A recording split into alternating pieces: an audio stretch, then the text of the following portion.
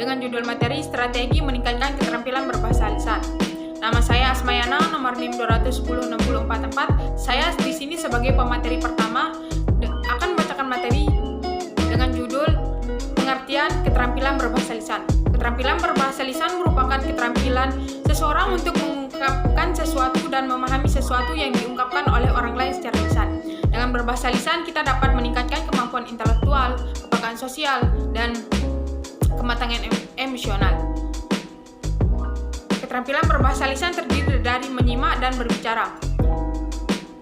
Menyimak dan berbicara memiliki kaitan yang sangat erat dan bersifat resiprokal. Keduanya bisa berganti peran, seperti misalnya penyimak bisa menjadi pembicara dan pembicara bisa menjadi penyimak. Menyimak merupakan salah satu jenis keterampilan berbahasa lisan yang bersifat reseptif. Dengan demikian, menyimak tidak hanya sekedar mendengarkan, tetapi juga memahami. Menyimak adalah suatu proses yang menginterpretasi, menilai, mengidentifikasi, dan mereaksi makna yang terkandung di dalamnya. Tujuan utama dari menyimak adalah melatih siswa agar memahami bahasa lisan. Teknik penyajiannya dapat dibacakan langsung oleh pendidik atau menggunakan perekam suara secara langsung. Strategi untuk meningkatkan keterampilan menyimak: 1. Simak ulang ucap. 2.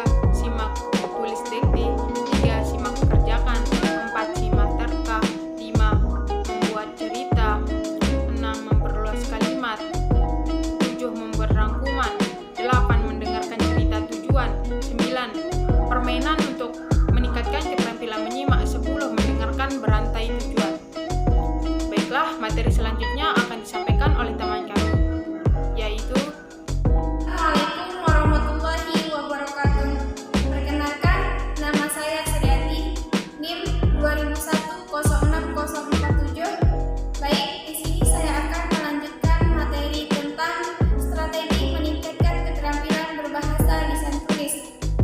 Berbicara. Keterampilan berbicara merupakan kemampuan yang mengekspresikan pikiran atau ide melalui lambang-lambang bunyi. Seorang pembicara yang handal dan terlatih mampu memilih kata-kata yang efektif dan gaya yang tepat sehingga mudah dipahami dan bahkan dapat memukau pendengarnya. Adapun bahan pembelajaran berbicara. Untuk melatih siswa berbicara dalam bahasa Indonesia yang baik dan benar, guru menggunakan bahan pembelajaran membaca dan menulis, kosakata, dan sastra sebagai bahan pembelajaran berbicara. Misalkan, menceritakan pengalaman yang mengesankan.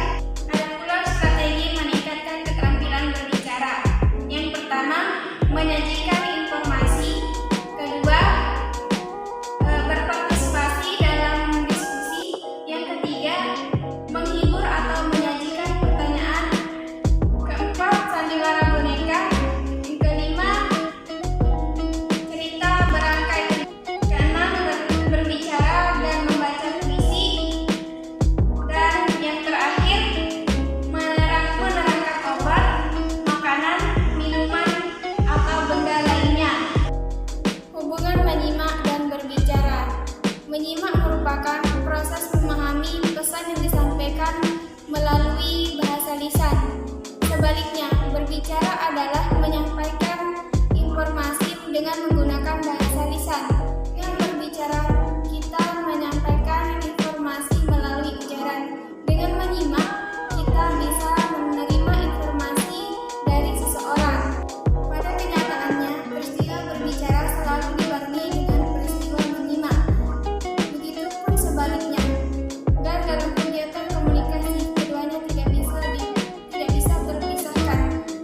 Dengan demikian, komunikasi lisan tidak akan terjadi jika keduanya tidak langsung sekaligus dan tidak saling melengkapi. Assalamualaikum warahmatullahi wabarakatuh. Perkenalkan, nama saya Janatul Ma'wa, NIM 2106049. Baik, di sini saya akan melanjutkan materi yang berjudul strategi meningkatkan keterampilan berbahasa lisan tulis. Baik, untuk ke materi selanjutnya yaitu strategi pembelajaran berbahasa lisan dan penerapannya melalui kegiatan bercerita dan dramatisasi kreatif. Yang pertama, menjawab pertanyaan. Yang kedua, bermain tebak-tebakan. Yang ketiga, memberi petunjuk. Yang keempat, identifikasi kalimat topik. Yang kelima, main peran. Yang keenam, bercerita. Dan yang ketujuh, dramatisasi. Selanjutnya, keterampilan berbahasa tulis terdiri dari keterampilan membaca dan menulis. Yang pertama, membaca. Hakikat membaca. Pada hakikat membaca terdiri dari dua bagian, yaitu membaca sebagai proses dan membaca sebagai produk.